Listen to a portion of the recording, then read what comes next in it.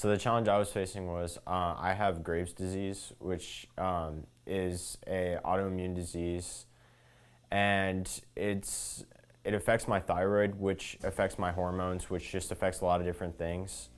And I've had it for a long time, possibly really as long as I can remember. When I'm not on the medicine, it's just been, it was awful. I remember I dealt with a lot of depression in the 7th grade when I came off the medicine, and it gives me anxiety or makes me feel depressed or just some combination of both, and it affects my muscles, my strength, my confidence in groups of people. It can give me acne. It can do all sorts of things to my body, and I'm just really happy that I'm reversing the effects of it now. Really? Mm-hmm. Tell me about that. Tell me about how you're reversing the effects of it. Well, so Dr. Rube, he talked about how by going on this holistic diet, rather than doing what the conventional doctors recommend, I can actually stop the problem by essentially limiting the amount of antibodies that are in my system, because it's the antibodies that are triggering my thyroid to become overactive and dump a bunch of hormones in my system, which is causing the problem. So by going gluten-free and on this holistic diet, gluten-free and dairy-free, and being as paleo as possible, I've been able to lower the amount of antibodies in my system. Yeah, Mm-hmm. Amazing. So, how bad did the depression, anxiety get for you? It got pretty bad. I had thoughts of suicide. Depression was really awful in 7th grade, and it was a culmination of factors. But the main problem was definitely with my thyroid. And as soon as I finally talked to my parents about it, we got my medicine dose, or we talked to my conventional doctor, and they gave me some medicine for my thyroid. You have an overactive thyroid. Yes. Did they talk about operating and taking it out, or using radioactive iodine? Mm-hmm. Did you do that? Mm-hmm. And it failed the first time, actually, the dose, and I had to do it again. And that was also something that I wish I hadn't done, just because it would have been a lot better to reverse it through the holistic means and just keep my thyroid in the first place. I feel like by removing my thyroid, that also caused a lot of problems for me in my junior and senior year, because you have to go completely hyperthyroid in order to receive the dose of radioactive iodine, and then you have to go the opposite way, completely hypothyroid. And I wasn't able to run in cross country my junior or senior year as a result of it. So it definitely affected my high school life. That was disappointing for you, huh? Mm.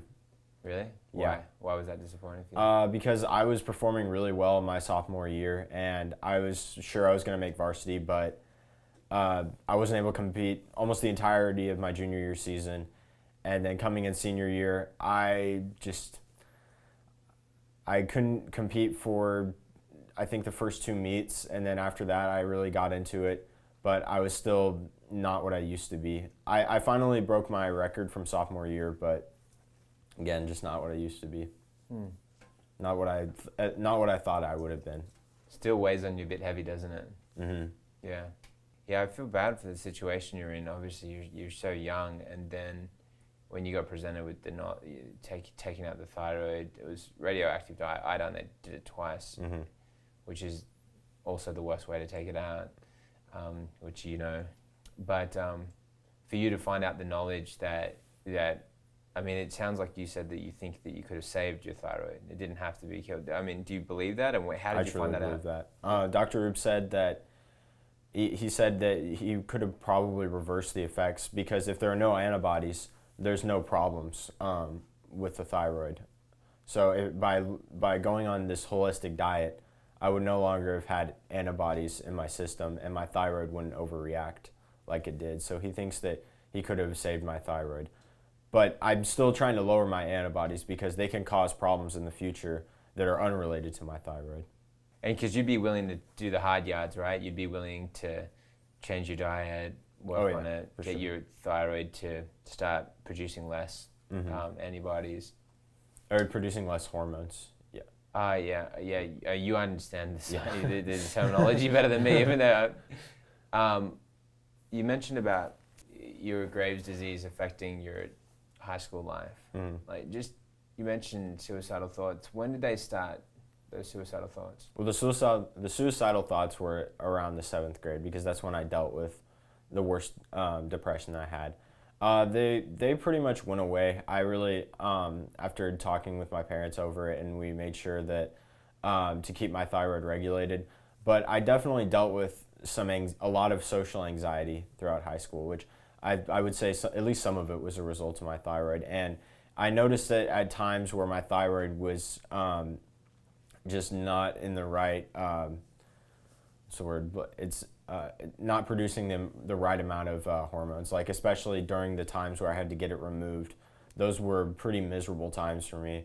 I would lose a lot of weight when I was hyperthyroid, and then gain it really fast back when I was hypothyroid, but feel really sleepy or just glum and just terrible.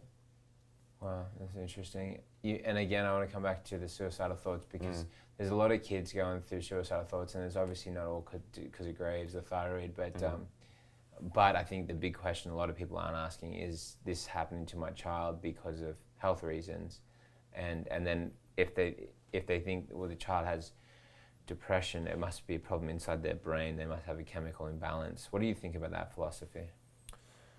I think it is true that depression can be a result of a chemical imbalance, but I think there are a lot of environmental factors that go along with it that may have been going on at the same time just at school. But I think that, at least for me, that's what it was, the chemical imbalance. And one of the things that really brought me out of that depression was starting to exercise, actually. I got a pull-up bar that Christmas, and that beginning to exercise and like the results from using that over and over and over again, that really brought me out of depression and like helped bring me back to normal. So just like natural things like that, exercise, that really helped take me out of depression. Really? Yeah. Did you notice being happier once you go and do an exercise routine? Definitely. Really? Oh yeah. Noticeable. But I mean, you're fairly active being a young guy, going to school, this lot of kind of walking around between classes and I don't know, whatever else you're doing, but it still wasn't enough. Is that right? Like exercise? Because it sounds like you weren't doing enough exercise in order for that to be a problem. So, or you're saying I wasn't having enough exercise before the pull bar? Yeah, for sure. I wasn't involved in any sports that semester in the 7th grade, so I wasn't really getting a whole lot of exercise. I was just kind of going to school and coming home and not really doing anything. I didn't really get a whole lot of exercise back then. Interesting. And so then that affected you. And so getting back into exercise helped you to not feel depressed. Definitely. Tell me what the depression was like. It's just a really awful feeling. It's like you just feel terrible about yourself. You don't really feel cared of by your friends or really of anybody. I mean, of course I knew my parents loved me, but it wasn't really enough to make me feel happy. I just felt like I wasn't satisfied with any of the relationships I had with any of my friends or anything like that, and I just wanted to be by myself, which ultimately didn't help. I mean, hanging out with friends, I feel like also helps relieve depression, just being around other people. And I think that my pull-up bar brought back some of my social confidence, which helped me develop the relationships with my friends, which also helped me pull out of my depression. Well, it's very interesting, and I want to just take you back for a moment to where you were, because you're mentioning the feeling. So you're cutting yourself off from these people. Like, it sounds like you're almost feeling like these people weren't good enough. They were not giving you enough love or support, or is that right? Sort of. I felt like I wasn't. I just felt out of place, I guess. I felt awkward. Like, I didn't feel like it was their fault, but I felt like it was all my fault, is what I'm trying to say. I felt like me trying to make just any sort of conversation with any of them would be awkward, and I wouldn't be able to really go into any deep conversation. I just felt like I couldn't make any have a meaningful conversation with my friends. It was just it's a weird situation. No, this is really good and really helpful. Mm-hmm. So, and I appreciate you because you're young and it's not really taught for people, anyone, let alone someone that's 18 years old, to be this vulnerable and transparent, especially being a male. So I just want to commend you for being willing to kind of go there. You know what I mean? Yeah. You just fully just go in there and it's legit. It's super, super cool. And the reason why I really admire it, because I think I personally have discovered it to be a huge sign of somebody being solid in their masculinity, right? Mm-hmm. It's funny, like, because you think it's not, but it really is, right? Yeah. Because it's that confidence. It's just been like, hey, look, this is life. This is what happened. Like, what? I'm not embarrassed, you know? Yeah, Right? for sure. And because you're not actually coming from a place of embarrassment, which is just awesome, but you're talking about things that were really embarrassing for a lot of people, and there were times when you did feel embarrassed, right? Mm-hmm. So going back to this time, I'm thinking, so you mentioned about that social isolation. You mentioned that you felt like it was your fault, and it sounds like there was these social rules that you were trying to play by, like the things that you should and shouldn't do, and if you broke those social rules, then it made you feel bad about yourself or something like that. Was there some kind of internal dialogue or this code of the way you should and shouldn't be and things you should and shouldn't do? Or what was it? I feel like that kind of comes with middle school, just in general, like the social, like I guess responsibilities or just social dialogue, like you were mentioning. I feel like in middle school, I felt that it was very hierarchical in terms of like popularity, and I, of course, wanted to be popular, but I wasn't very popular, and I tried to make I made a lot of my friends during my 6th grade year, but I was losing touch on some of those relationships, like I mentioned, and I didn't want to say anything that would be awkward, so I would be less confident as time went on, and then of course my relationships would kind of fade away if you don't talk with people, they're not gonna. Your relationship kind of goes away, and they'll kind of forget you over time, except for my close friends, of course. But even then, I just felt like I wasn't as funny as I had been the previous year or previous years. Wow. So did you feel like you had to perform in order to gain relationships? Definitely. I felt like I really did have to perform to gain relationships. And I felt like that kind of like built up into tension, like, oh, and I would get nervous. I have to be funny or do something like to please other people, and that definitely contributed towards my depression and social anxiety. Wow. So it's something that I would call a performance-based identity, right? And so that was something that you were battling with. This, like, that's how I would kind of refer to it. Now, so you were gaining admission into friendships by what you could do, say, like the way that you would perform, right? The funny things you would say. It sounds like a lot of it had to do with humor, which is interesting. Or is it some of it to do with being athletic or being able to be good at stuff or academia? Like, how did you rank this performance card with these relationships? I would say the performance was definitely one of the most important factors relative to relationships. And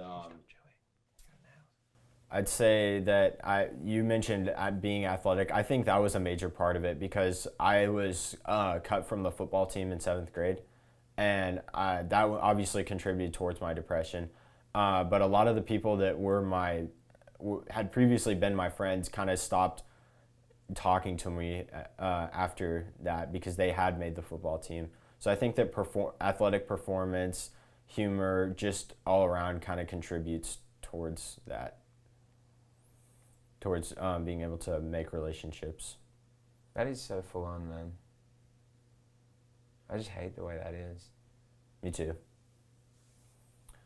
Yeah, I think that I finally started to get out of that mentality throughout high school when I feel like it became less hierarchical in terms of like popularity. I started to care less and I started to like develop friendships based on my identity and started to really bring out who I am. And especially this year, I feel like I really brought out who I am. Yeah, Yeah. really. hmm How did you start to feel that way for yourself? Well, I feel like I guess I just became obviously more confident in who I am, but less afraid of what other people think, and just I guess more willing to contribute my ideas, not just in class, but just to talk to other people about deep things and things that matter. Yeah, it's definitely been an eye opener for me since then, since in my last year or two in high school. Have you ever thought about the fact that you went through it for a reason, like, or like, Oh, definitely. yeah? I think that like failures make you who you are, and I think that experience, like I am so glad that I didn't make the football team in seventh grade. I'm so glad that I went through all these hardships because I think that's made me who I am, and yeah, helped me develop the relationships that I have. And I was in a class this year called PALS, and last year, my junior and senior year, I was in a class called PALS, and I think that that class helped me really like be who I want to be and just be who I am. Because that class, there is no judgment in that class. Everyone is so wonderful, and it's a class in which I'm able to go and talk with elementary school students who deal with problems on their own. And it's just incredible and truly humbling to be in that class, to be a part of that class. So you help these younger kids Mm-hmm. get through some of their problems with, I don't know, social fear, bullying. Mm-hmm. Is that true? Yes.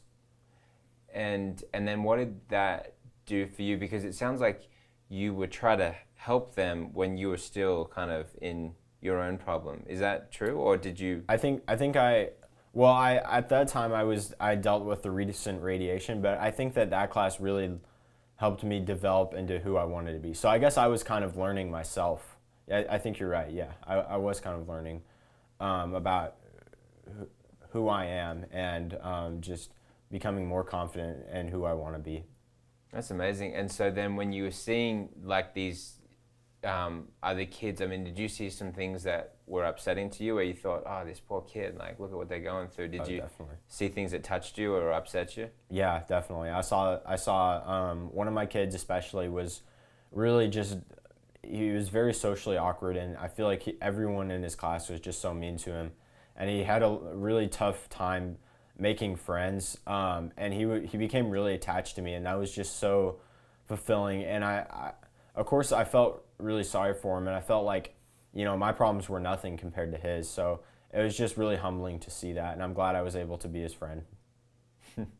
It's so touching, man. It's I find that really moving. What do you think that kid did for you? I think he kind of helped me see that while everyone might not be nice to you, being who you are is what's truly important in life. And so you operate out of that place now, yeah? Mm-hmm. And so you choose not to be governed by social fears? Like you're not trapped in that cloud of what people think every moment? Is that right? Yes. Really? Mm-hmm. What does that feel like for you? It feels amazing. It's one of the best feelings I could ever describe. I mean, it's just really relieving, and it's way less stress to not think about, about what you're wearing, or what people think about what you're wearing, or how you look, or just ridiculous things like that all the time. And what I find fascinating with you is the same decision to do that and to step outside of all the superficial and step into just like, this is who I am. And then you started doing things which were like, oh, how can I help this kid? Like that kid didn't have none of his peers thought he was anything, but then he had a kid that was like, probably 4 or 5 years older than him, Mm-hmm. think that he was something special and think that he was cool. Mm-hmm. You actually thought he was cool. Yeah. Like I could see that because you understood who he actually was, whereas everyone else didn't get it, but you saw it, right? Mm-hmm. and if somebody sees a base metal and they think, oh, this is just a scrap metal, and somebody else says, no, this is actually gold. You just don't understand. You just got to polish it. It's gold, right? Exactly. You saw that in him, and you saw it in yourself, right? Mm-hmm. It was just incredible to really get to meet him and get to know him because, you know, it seemed like he'd been dealing with that problem for a while. And I feel like by being his friend, I think that kind of encouraged him as well. Oh, yeah. There's no question. Yeah. I would be surprised if he doesn't have a dramatic change in his life right now. Did you know anything? Or, I mean... Oh, I haven't seen him since school ended, yeah. But I would be shocked, meaning that I'm sure that he's had huge transformation. And it doesn't matter. It's not that you go and win the favor of the whole school, and that's where the movies get it wrong.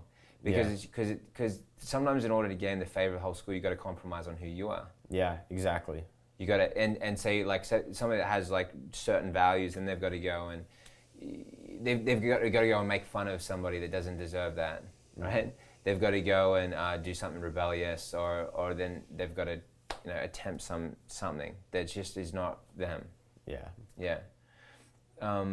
Now, does your family have any religious background or anything like that? We do. And what's that? So we're Catholic, and I think that religion really contributes a lot to who I am, and I think that's one of the things that's helped me push through my depression and suicidal thoughts. Also, it helped me like as an afterthought. Like I was like, maybe God put me through that to make me who I am and to make me a better person. All these problems, and I think that those problems helped me contribute towards getting into PALS because I had to apply to that class to get into, and it was very difficult to get in. And I think there were 20 slots for 90 kids, and I was one of the people who got it. So I think it was really meaningful to get into that class, and I think that God had a lot of surprises for me. It was just like the path that I needed to take. So you were able to gain meaning through the experience that you could have felt like, oh, I can't believe this happened to me. Yeah. I'm so upset, like I'm kind of wasting my life. Instead of that, you saw it as this huge positive. Yeah, exactly. That reminds me of Romans chapter 8. God will use all things together for good for those that love him and are called according to his purpose. You heard that one before? Yeah. Yeah. That's perfect. Yeah. Mm-hmm. He uses all things together for good for those who love him and are called according to his purpose, right? Yeah, exactly. And that's everything that you just said, like in that verse, because it's talking about the fact that there's a purpose. Like you're called. Like I can see you got a calling over your life to lift up the oppressed. Yeah, I would say that. I feel like helping other people is definitely like a big part of my life. I'd say that's probably like the most satisfying thing you can possibly do is like contributing positively to other people, making other people feel better. And then one of the highest values for you is to be able to like see somebody and show them that they're like understood and cared for, and to I think that you value insight and wisdom. And you like to understand. Yeah, you do, don't you? Yeah, definitely. Yeah, I think that just having insight and like experience is experience is the best teacher. I think that by having my own struggles, I was able to relate to the kids that I worked with more, which was like a really important thing because I was able to understand how they felt. And I think that contributed to our relationships. The relationships that I had with the kids that I worked with. Awesome, man. Now tell me about your personal faith. Like how did you use faith to help you in your journey? Like, because like you went through all this stuff. Like, I mean, you were suicidal. And let's come back to that suicidal. How many times had you started thinking about, well, killing yourself? And then how vivid, like how did that experience look like for you when you started thinking about it? Well, when I had suicidal thoughts, we have some kitchen knives, and I would get a kitchen knife out, and I would stand on top of the table, and I would think about just falling on the knife, and I would just consider it for a long time, and I would be in tears, and it was just a very terrible experience that I can recall. That happened a few times, but in the end, I would just put the knife down and I would try and come to some sort of sense. But it didn't obviously solve my depression. But every day I would just try and ask God for an answer, ask God for help. And I think He answered my call in the best way possible. Just through exercise, it just took some time. And even though that was a terrible experience, I think that by by just being strong enough to continue and just get through it, and having the courage really to tell people, because that's one of the hardest parts, telling people about what you were experiencing. I think that ultimately saved me. Yeah? Mm-hmm. Why were you holding back sharing that? It's a very, I guess, kind of, it's not a fun thing to tell to your parents, and I didn't want to upset them. Obviously, I feel like that's another one of my qualities that I think that I have. And it can be negative sometimes, but I try really hard to please people. And I think that contributed towards my relationships in middle school. And I try to please everyone. And that's not always possible. And to prevent my parents from seeing me from being hurt, which I know would hurt them, I refused to tell them for a long time about my suicidal thoughts. You didn't want to hurt them, and you wanted to please them. And I wonder if you didn't want to feel ashamed or something like that? I also didn't want to feel ashamed, yeah. When you're standing on the kitchen bench and you're holding the knife, thinking about jumping on it, and why were you wanting to do that? I just felt like nothing was really meaningful in my life. Since I didn't have a whole lot of relationships that I felt were going well with my friends. I wasn't involved in any sports. I wasn't doing too great in school, which I think was also a result of my thyroid. Just nothing seemed to be going right for me, and I just felt terrible. I couldn't think of any redeeming qualities in my life. It was just the worst feeling I could ever experience. You wanted that to end? Yeah, at the time. I did. I felt it was just an awful feeling that I just wanted to just take away the pain and just end it all. But I realized how many wonderful things in my life were there when I finally told my parents, and they got my thyroid in check, and I started to exercise and just do all these other things and started to build stronger relationships with my friends and really open up to people. Amazing. Now, what happened with your relationship with God around that time? I think that when my relationships started to open up and I started to see the bright things in life, I feel like my relationship in God also brightened as well. I feel like I really just thanked Him for just still being here and just everything. I started to become more appreciative of the wonderful things in my life, including my parents and my friends who were there all the time, who were always there the whole time. I just really needed to open up to them, my best friends. And how do you feel towards them and God for just that whole thing of just looking out for you and caring for you when you stopped caring for yourself? I just feel so grateful that they were just wonderful people and always there for me. I just can't express my thanks enough, and just for making me who I am and just helping me get through that experience.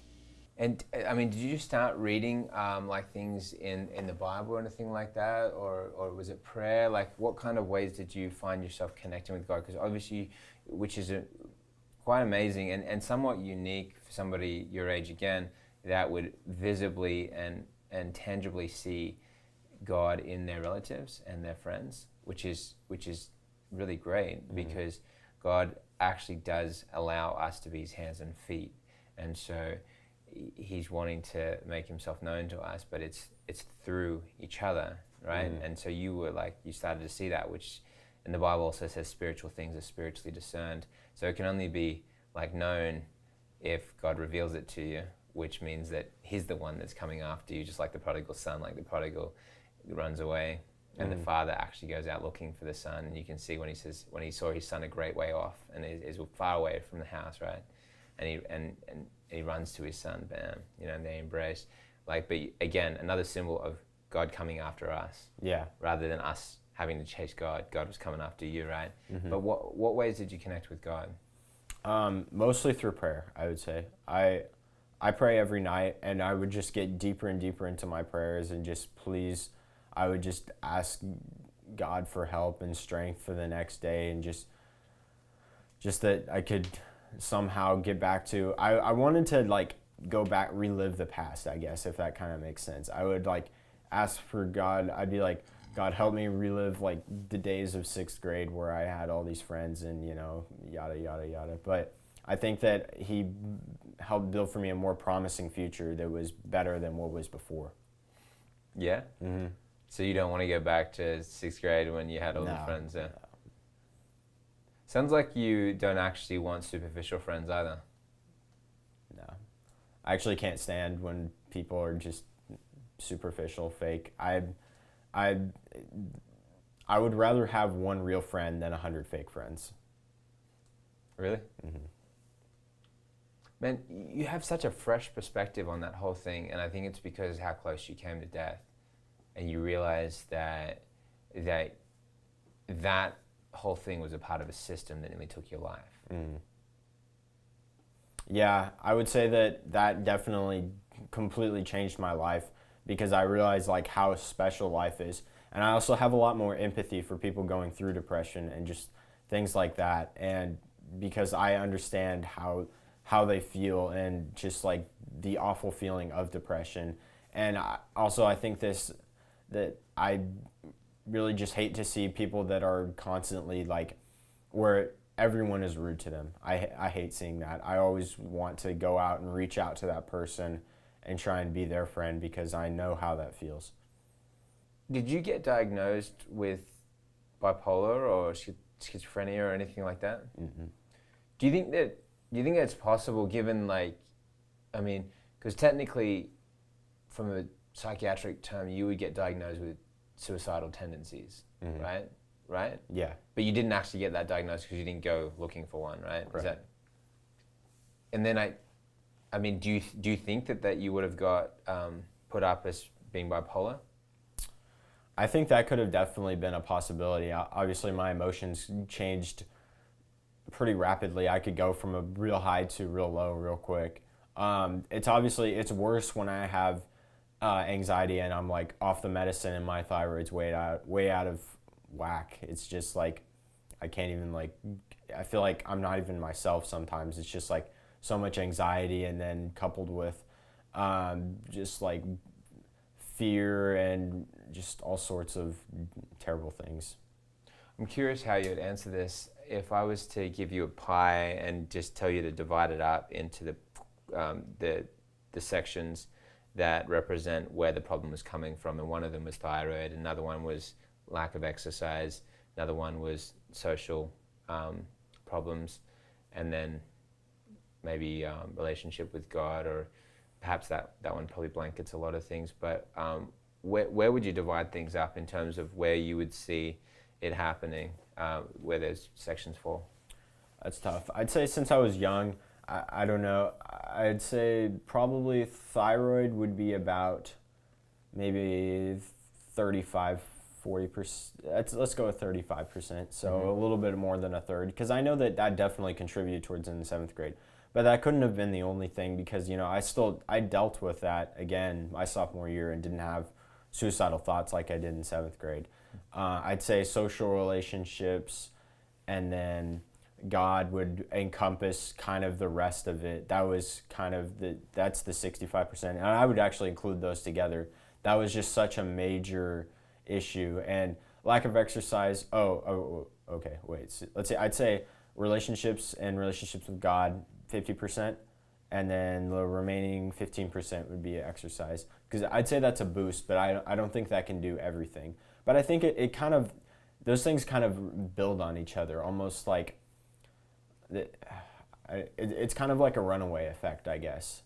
like the more when I started exercising, I gained confidence in my relationships and opened up to people, which wanted me to exercise more, and then my thyroid contributed that too, which built, and those things built on each other, which helped me get out of that depressed phase.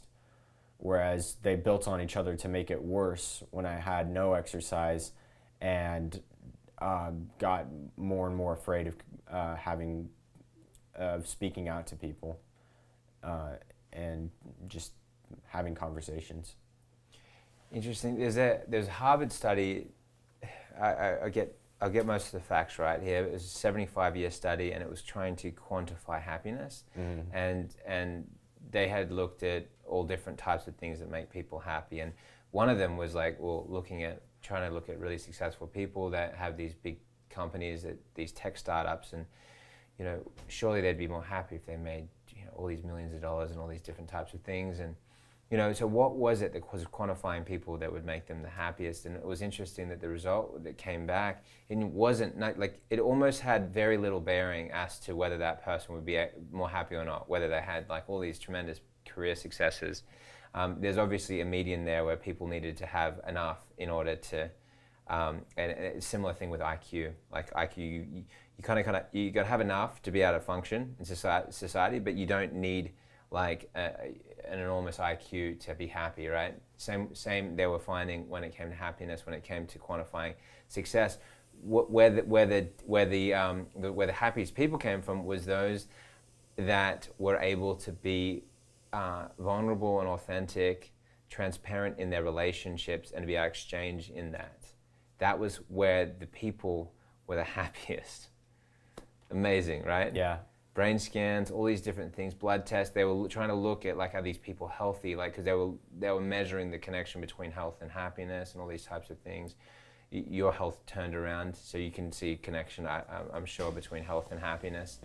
I mean, that's what our whole story here is about. But does that ring true for you when I was sharing that? Yeah, definitely. I mean, I know that test scores aren't the same as like career scores, but I would say like I tried hard in middle school and high school, like to make good grades, and I cared about my grades, but like the satisfaction of like test scores or like achievements in high school are like, they're meaningless compared to friendships, I would say. Because you're like, oh, I did well on that, but you're gonna forget that grade on that test. You're like, I remember my teacher of Algebra 2 in sophomore year, he said, he was like, it was the first test that we were taking, and he said, don't worry about this test, guys. In 10 years from now, you will never remember the grade that you make on this test. And I mean, he's right. I mean, I don't remember it now, and that was only 2-3 years ago. I guess it was around two and a half or so. Yeah. That's cool, man. And it's interesting, like I can see, like as we're speaking, I can see emotion coming up for you. I can see you. What is it that's coming up for you as we talk about this? Where's the emotion for you? The emotion comes from, I think, just like the realization of the importance of friendships and helping other people and being with other people. And I think that developed through PALS, my class that I took my junior and senior year. I think that's where a lot of the emotion comes from. And I think that helped me develop more real friendships and just kind of get away from the superficial ones. Actually, what I want you to do, I want you to talk to the boy, or the still young man that was standing on the edge of the kitchen bench holding a knife, and I want you to talk to him about the real thing of what he really needs to know. What do you want to say? Tough times come and go, and I know you're dealing with a lot, but there are always people out there to help you, and I think that's one thing that you can never forget. God is there to help you. Your friends are there for you. Your parents are there, and if your friends aren't there to help you, then those aren't your friends. Those aren't your real friends. You need to be with the people that make you happy and are there for you all the time, no matter how you're feeling. And when you find those friends, that's what will make you truly happy. And I just want to say that you're going to go through a lot of tough times throughout your early life, but I know you can get through it. And as long as you spend time with the people that you love, you'll be happy with your life no matter what. It's awesome, bro. It's awesome, man. You got such a Appreciate that. message, bro. Who would have thought, man? You just getting your message out to the world. Yeah, We're gonna help so many young guys. I'm happy to hear that. That's awesome to know. I mean, just like to help other people is just like so critical to me, and like knowing that I could possibly have an impact on someone that went through the same thing as me is just really touching. Yeah? Yeah, It's like the highest calling of your life, I can tell that. yeah, exactly. Do you feel that God is proud of you? I do think so. I mean, obviously, I haven't always made the best decisions, but I think that God has. I think that He is proud of me. I think that God does leave a lot of battles for His strongest warriors, and obviously, I haven't had the most tough battles out of anyone out there. But it's really humbling to know that I can help other people with their own battles, and I think God is smiling upon me when I do that. Yeah, because you don't underestimate, you kind of rightly understand and estimate your own situation, the problem. Like you don't like inflate it, you don't deflate it, you understand what it is. And the fact that that problem in itself nearly, and well, the way you responded to it, that experience nearly took your life, right? So you understand that, and then you realize that someone has their other thing, and they feel guilty because they feel like, well, I shouldn't even be having a problem with this. Other people are starving to death. Why am I feeling this? Yeah. And then it just adds to it. Well, that's another reason why I should take my own life. Yeah, exactly. They feel bad. Makes you feel weak. Bad. Yeah, it makes you feel bad. Exactly. Would you say feel weak? Yeah, feel weak. If it makes you feel weak about your own weakness, like I can't even handle this, and people are experiencing worse than me. I feel like you said it best. It makes you feel bad for feeling bad. I would say about a year ago, I met with Dr. Ub, and I had my thyroid completely out, and I was recovering from it because they're trying to find the right dosage, because now that I don't have a thyroid, they would need to find the exact thyroid replacement dosage. And I met with him, and he said, well, you can still have problems later down in your life because of the antibodies that are still in your system, which is a problem. And he talked about some of the ones. One of the most major concerns was the protrusion of the eyes, which obviously I don't want to have. So he said, you can actually stop this by eliminating the problem through a holistic diet. So by no longer eating any gluten or any dairy, you can stop the production of harmful antibodies in your system, which ultimately contributed to your hyperthyroidism. And he said that, even though you had this problem and you had your thyroid removed, even though it wasn't entirely necessary, never look back on that. It happened. You're going to be on Synthroid, and it's going to be fine. It's going to be the same thing. You just need to look towards the future and preventing the problems from there. That's awesome. And so then what happened? So since then, that we've had a couple blood tests, and we finally got the Synthroid dosage regulated, so that's constant. And I felt a lot better actually from the gluten-free and dairy-free. It just makes you feel so much better, and it's kind of interesting when you don't eat all those foods that are so processed. You just feel like you have a lot more energy, and you feel a lot cleaner, and it's just really interesting altogether. And I think it helped clear up some of my acne that was a result from having my thyroid removed and the stress from that. And since then, I've actually lowered the amount of my antibodies a noticeable amount. So as long as I just keep pushing, soon, hopefully that'll go to zero. And Dr. Roop said, someday you may be able to have gluten or dairy again, is when your antibodies go to zero, because your body will now know that those aren't harmful. But you won't be able to eat too much just in one sitting, just kind of like small doses of it again. Cool. And so do you enjoy your life? Do you enjoy what you eat? Definitely. Yeah. I found a taste for like a lot of different things that aren't, like bread related or just stuff like that. And I've gotten more into vegetables actually. I used to hate potatoes, like all sorts of potatoes, but now I love them.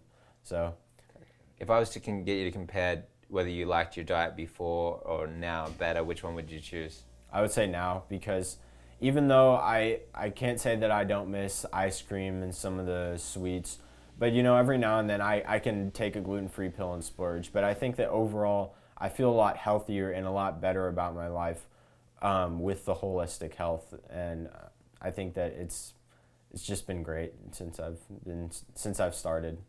I think that by going on this holistic diet, you'll feel so much better about your life. And even though you may struggle right now with trying to make that swap, just remember that there's no easy road in life. But you will feel so much more accomplished when you do something that benefits your health, and you knew you were able to do it. And I think that that's one of the most important parts of life, because it's not the easy things in our life that we're going to remember. It's the hard things. And I think that you have the power to control your own life and be able to complete that task, no matter how hard it is. I know that you may be going through a lot, but I just want you to know that there's always love all the way around you, and God will always be there for you. He just has just an infinite supply of love, and he's always there for you. He's always willing to talk back to you and just help you out no matter what you're going through. And I think that that will help you develop your other relationships as well. And I think that you can surround yourself with love and just really turn your life around.